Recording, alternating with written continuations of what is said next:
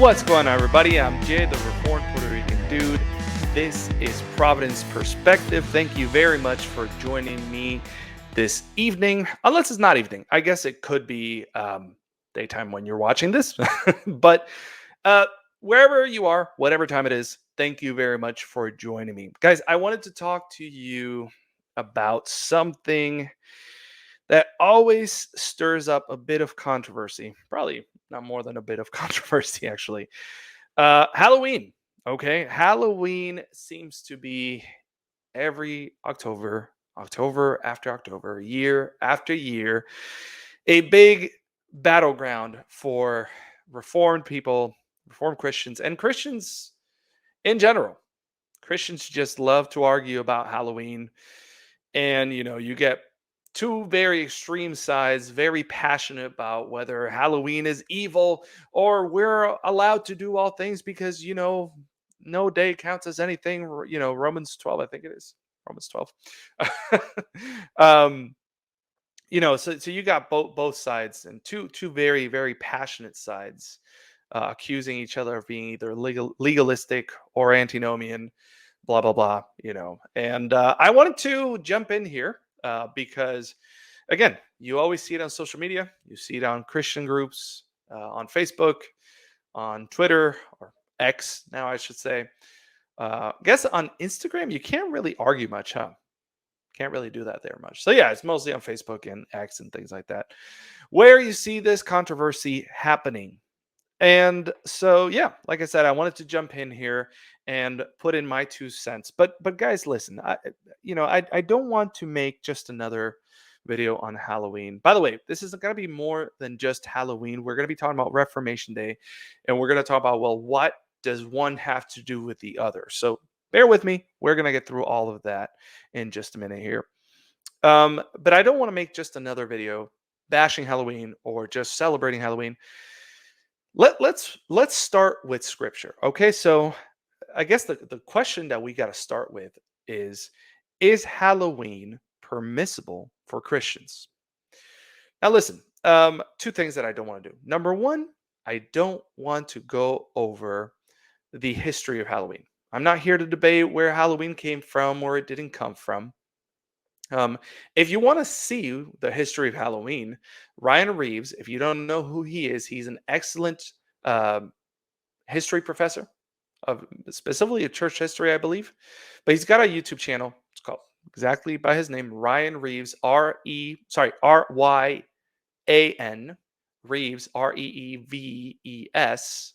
Check out his channel. It's fantastic. If you want to learn about church history, check out that channel. But he's got a video, a very recent video on the history of Halloween, and it's a really, really good video. Um, Interestingly enough, there were a lot of things that he talked about that I did know, and there were some things that he talked about that I was like, I actually didn't know that. So, if you want to check out the history of Halloween, where it comes from, go check that out. I'll put it in the description below if I remember. I'll probably remember. I always say I won't remember, and 9 times out of 10, I always remember. So, I'll put it in the description below.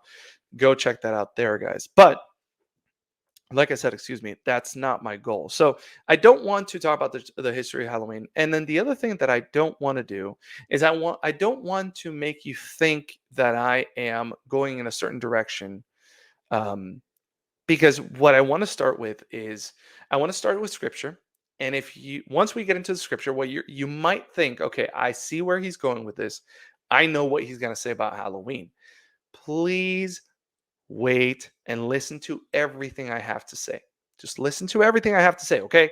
Don't just assume that you know what I'm going to say just off of my first couple of comments. Bear with me, be patient, wait till the whole video is done because again, we're going to put all of this together, and if you break down this video in just bits and pieces, it's going to make it seem like I'm saying something that I'm really not. So bear with me, okay? So with that said, let's get started. Like I said, I want to get started with scripture. Okay. And so when we ask the question, is Halloween permissible for Christians? I think there's a couple of texts. Clearly, these are not the only texts. So, don't get all angry with me. But I think there's a couple of texts that we have to consider when we answer that question. So with that said, let's go ahead and pull up the first one. 1 Thessalonians 5:22 says, "Abstain from every form of evil."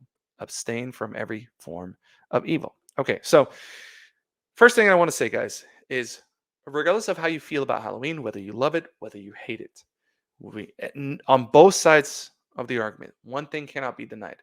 There are certain aspects of Halloween that celebrate evil.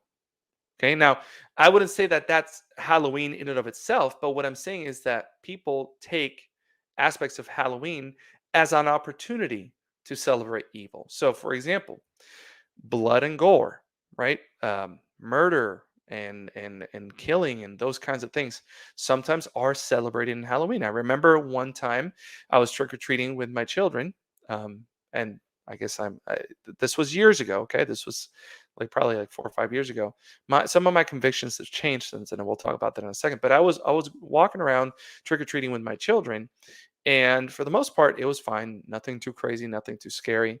And then we come into this house where it looks like they had um, bodies hanging from a tree in plastic bags, blood all over their windows with terrible, you know, graffiti on the windows that say "Get out, there's no escape." And this, like, it was really there was a lot more stuff that I could go into that I want to talk about right now.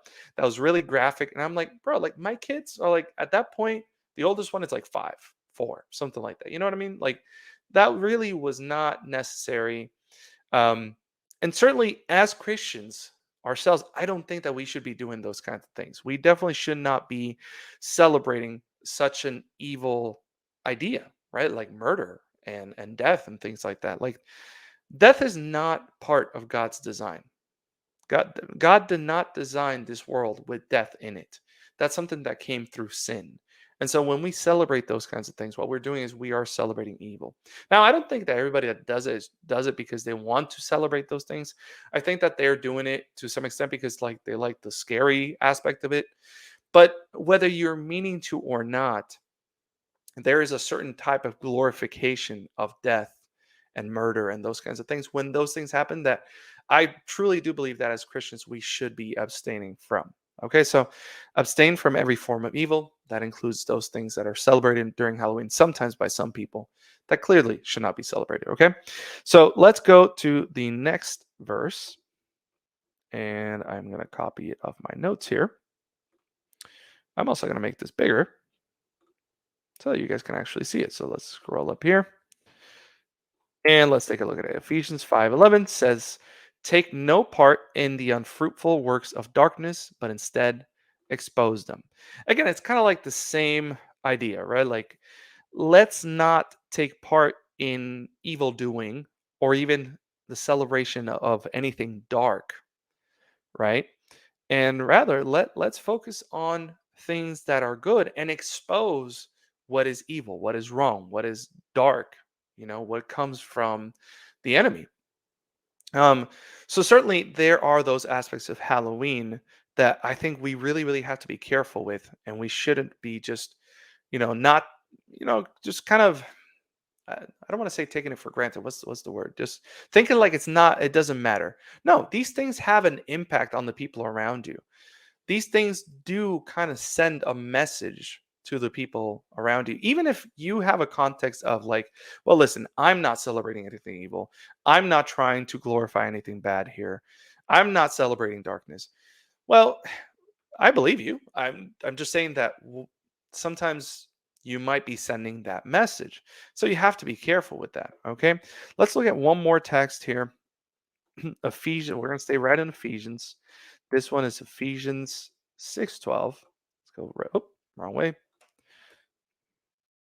This one I think will give us a little bit more context. So it says, "For we do not wrestle against flesh and blood, but against the rulers, against the authorities, against the cosmic powers over this present darkness, against the spiritual forces of evil in the heavenly places."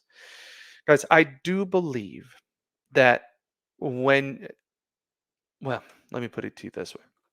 I do believe that to some extent the enemy, the devil, as weak as he is, because he was given a death blow on Calvary when Jesus died and resurrected.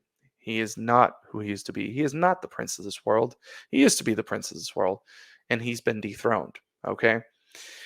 But he's still fighting, right? He's still got a guerrilla war going on and trying to deceive as many people as he can.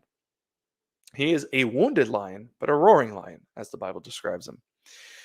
And so we have to be aware that he wants us to think that celebrating things like death and darkness and this and that, even if we're not actually celebrating it, he wants us to believe that it's no big deal, right? I mean, if you were the devil, think about it. What would you do? What would you want people to think?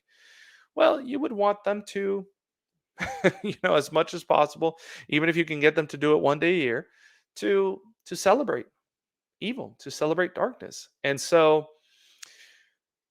guys, I am not saying that candy or costumes are evil. Okay, and we'll get into that in just a second. But um, we have to be careful. Okay, we have to be careful. And to some extent, the people that are accused of being legalists, right, where they say, well, we shouldn't do anything related to Halloween and this and that. I don't completely agree with them. We'll talk about that in a second. But I understand their concerns. I certainly do understand their concerns. We have to be careful with what kind of message we're sending to people. Even if we are not trying to send a particular message, we are inevitably communicating something. All right. So that is as much as I will say about this. At the same time, though, guys, I do want to bring a balanced view to all of this. All right. And so I'm going to have a friend of mine who is not really a friend of mine because he doesn't really know me. I know him. Excuse me. I know of him, but he doesn't know of me. But his name is Jeff Durbin. He's going to be helping me out with this video.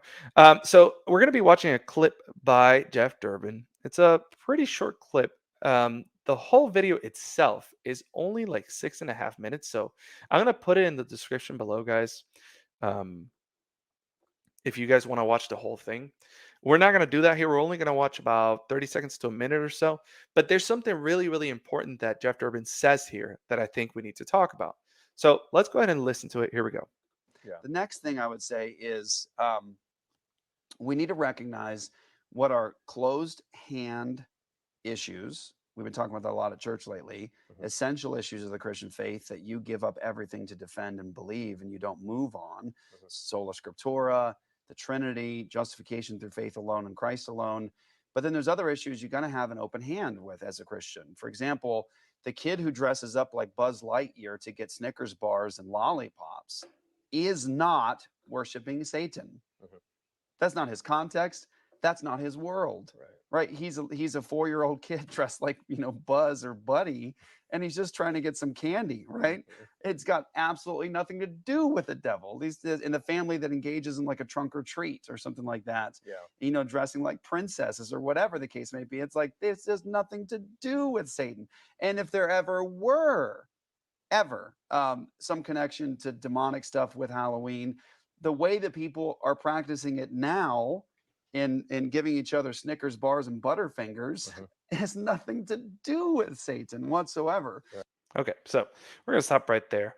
And so I want you to think about what he's saying, right? Like he's not, and I kind of mentioned that already. Like he's not denying that there might be some dark aspects, some evil aspects of Halloween, or at least depending on how people celebrate it, right? But in your day-to-day average family, average kid that's just dressing up like Buzz Lightyear or if it's a little girl like a princess or something like that, right? Like these kids just want to dress up to have fun and get some candy. All right? That's really all they want to do. They are not interested in celebrating evil or the devil or anything like that. All they want is just some candy and to have fun as their favorite superhero or princess or whatever. And it's unfortunate that people don't understand that a lot of the time, because it's not whatever you do on a certain day, on any given day, is defined by you. Okay, it's not defined by other people. It's defined by you. And unfortunately, a lot of people give power to a day because certain people say that that's what this day is all about. Well, no, no. First and foremost, God made every day its own. Every day is good. Every day is a day where you can glorify God. Every day is a day that is good because it was made by God. So if somebody says, well, this is the day of the devil, or this is an evil day, no, that's not true. That's not true. And so you can't let what people do on a certain day control how you respond to that day itself. Now you can control how you respond to the people. You might say, "Hey, what you're doing is wrong on that day," but you don't call the day itself evil, right? So I had a friend um, who she grew up in a very, yes, truly, and she acknowledges this, very legalistic, no Halloween whatsoever. That wasn't the only issue, but when it came to Halloween, it was very legalistic. Like, we shut the doors, we turn off all the lights, and we just don't do anything, right? We don't open the door for anybody. We keep quiet. We hide. And and nowadays she wouldn't hide. She wouldn't turn off the lights. But even though she has embraced some reformed theology and things like that, and embraced the idea of being more biblical, and not just making a rule out of everything, where there is no rule, right? That is the definition of legalism: making rules where the scripture doesn't make a rule. um she still has that bit of a carryover, right? Like, she says, she admits, right, she'll agree with you and say, yeah, costumes, like dressing up like a superhero, is not a bad thing. Candy, it's not a bad thing as long as you don't have too much of it and you don't get cavities, right? But she'll never have her kids dress up on the day of Halloween specifically, or get candy on that day specifically. She'll say, you can do it any other day. Why can't we do it any other day? Why does it have to be that day? My question is, well, when do you know of any other day where the neighbors have candy ready for your children because they're dressed up in costumes? There's nothing wrong with going trick or treating on the day of, as long as you're not celebrating evil, right? And so she's just hung up on, well, but that's the day. That's the day, right? So the day is bad. It's like, no, the day is not bad. The day is not bad. The day is what you make it out to be. Okay, so unfortunately, we still have people who think like that, and that's certainly not what Halloween has to be about, right? Holidays really are what you make of them. There are plenty of secular people that celebrate Christmas, but they're not actually celebrating Christ's birth. So take that for what it's worth. But you would still say, oh yeah, they celebrate Christmas. It's just not celebrating Christ. I guess maybe there's an argument to be made there. But the point is that you know what I mean, right? Like, they're celebrating a certain day that is acknowledged as Jesus' birth. They're not celebrating Jesus' birth. So when it comes to Halloween, why is it that we can't partake of Halloween, uh, when it comes to the dressing up and the candy, and simply avoid the evil stuff? Right now, I'm not saying that if you want to do some kind of semi spooky things, whatever, you know, I'm not trying to be a legalist or an antinomian for the other, on the other side. But, well, it's just something that generally, right, our goal should be to glorify God. And actually, that leads me to the next question.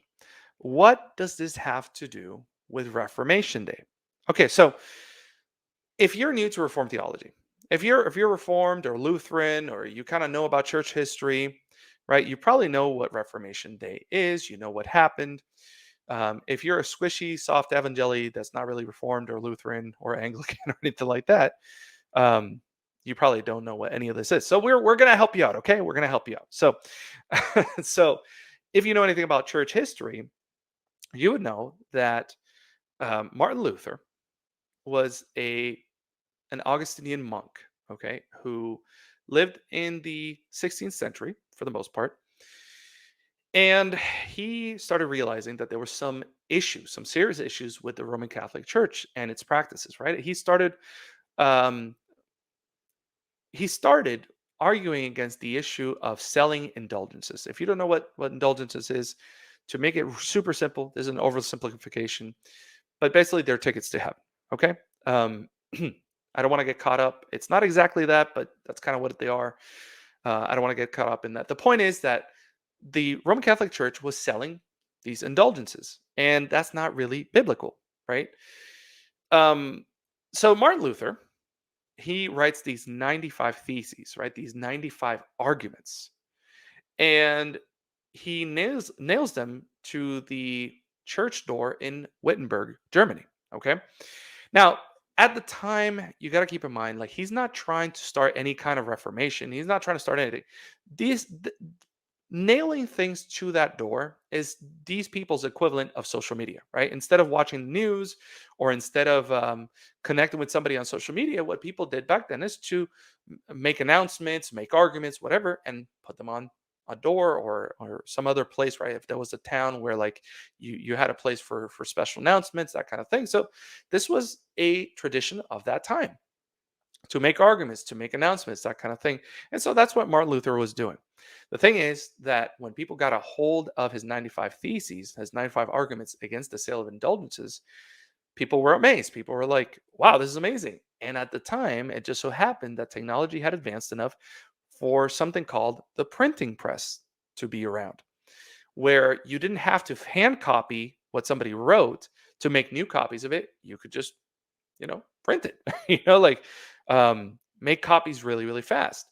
And so the arguments that Martin Luther made against the Roman Catholic Church's sale of indulgences spread like wildfire. And this is what started the Protestant Reformation. This is what lit it. There were some things that were going on beforehand, hundreds of years before, Jan Hus and some other groups that were trying to uphold the true gospel according to Scripture. But the point is that this is really what sparked the Reformation. Okay, and so that happens to be on October 31st. Now, why is that important? Because Halloween is on October 31st. If you didn't know, maybe you're hiding under a rock and didn't know that. But both of these holidays are on the same day. So my suggestion is we combine them. We combine them. Now, let me explain what I mean by combine them. Okay. I am not saying that we call it Reformation Day Halloween or something like that. I think that what we should do is to focus on Reformation Day and take aspects of Halloween and celebrate that as Christians. Okay, as Reformed people or even regular Christians. Listen, it's the Reformation, but it's the Protestant Reformation. Meaning, if you are a Christian, if you're a Protestant Christian, then you can celebrate this. It's not for Reformed and Lutherans and all that only. Anybody who is a Protestant can celebrate Reformation Day. But the question is why? Why should we? Well, you know, why should we, in a sense, replace Halloween? Because essentially, what I'm saying is combining them slash kind of replacing Halloween a little bit, right? If anybody says no, I don't want to really replace Halloween, that's okay. I'm not here to argue that. But I would say at least consider celebrating Reformation Day hand in hand. Because while not everything about Halloween is inherently bad, personally, any time that we can celebrate something that God has done, something that's more God centered, God focused, that's always a better option for me, And so, yeah, dressing up and getting some candy is not a bad thing. Certainly, you can glorify God like that. Of course, you can say, God, thank you for this wonderful day. You can teach your children to give thanks for the candy that they got, for God's giving, His common grace and allowing everyone to get some candy and connect with neighbors and things like that. But if we celebrate Reformation Day, we can do those things and still make it about the wonderful things that God did to bring the gospel back to the forefront of the church. Because I'm not saying that the gospel was completely lost. I do believe that there were people saved before the Protestant Reformation, but a lot of people didn't know the gospel because they weren't being taught it, unfortunately, sadly. And so it was like, whitewashed tombs sort of thing. Like people believed that they were doing the right thing and this and that, but they didn't even know who Christ is and what he did for them. A lot of people.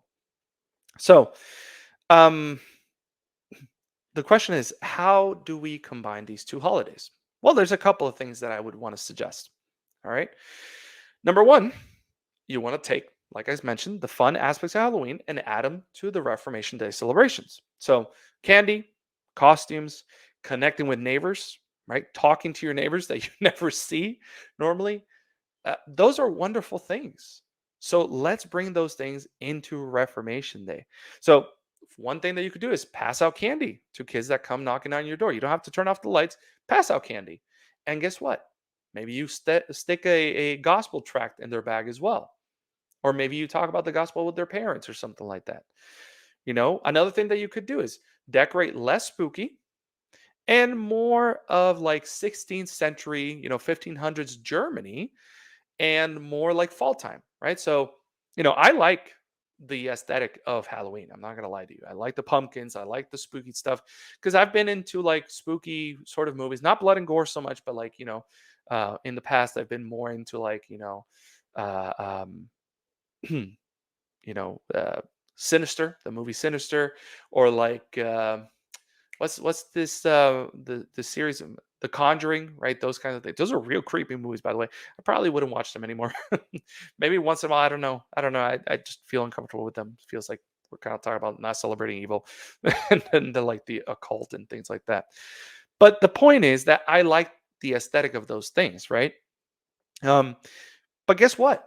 We don't have to completely get rid of that just because we're getting rid of like the more spooky aspects. Like medieval themed Germany, right? Or even 16th century Germany can capture a lot of what that looks like, right? Even some Gothic style. And combining it with fall time, I mean, pumpkins and the blacks and oranges and browns and reds, all of that is wonderful stuff that you can use to decorate your home and still kind of keep a theme going.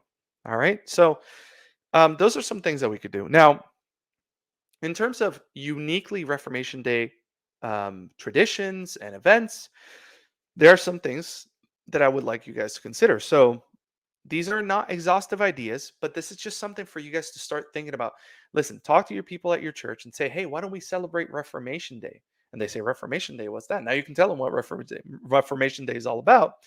And then here's some ideas that you can present to them, or even if you want to do as a group of friends at your home or whatever, these are some things that you can do.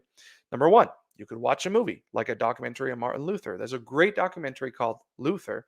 I think it's by Ligonier Ministries, and I do believe that you can find it with them, or even if you have like American Gospel TV, AGTV.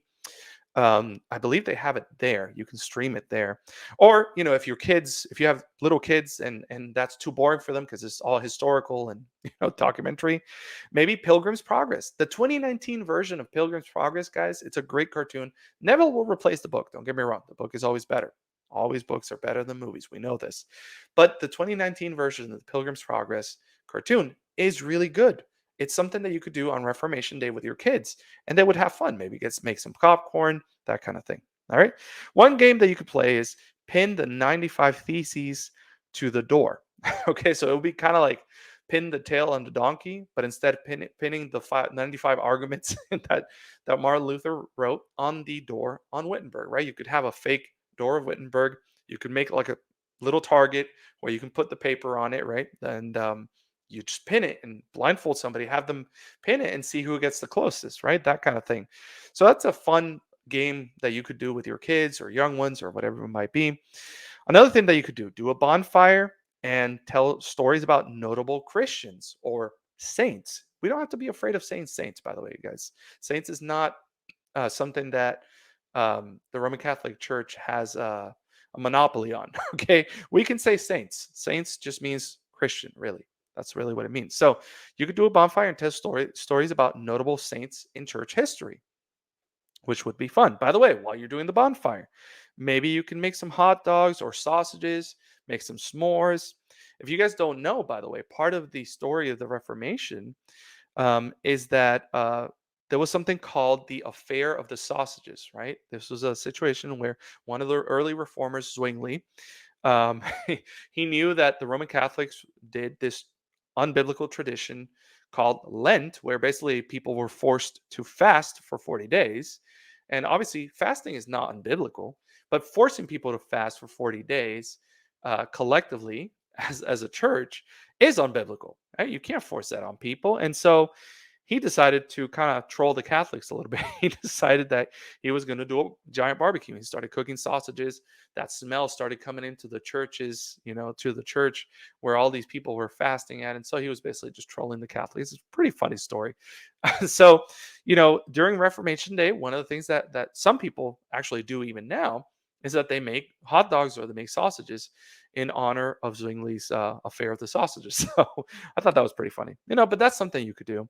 Um, you could have your kids do a play about a notable Christian's life story, right? A saint's life story. So kind of instead of telling the story by the bonfire, maybe your kids, maybe your wife or you if you're a dad, or maybe you're a wife watching this, your husband maybe helps the kids organize a little play to tell the story of a particular saint in church history. And I think that's something that kids would really have fun with, or even if you do it with your church, right? You could have all the kids get together and do a play, that kind of thing. This one I would use caution, right? Because we do have brothers who have struggled with alcoholism, but generally, one of the things that you could do is drink some German beer, right? The Reformation started in Germany. Why not drink some German beer? Um, and finally, one thing that I would say is get together and pray for continued reformation, for God's kingdom to keep growing, for more souls to be saved, that kind of thing.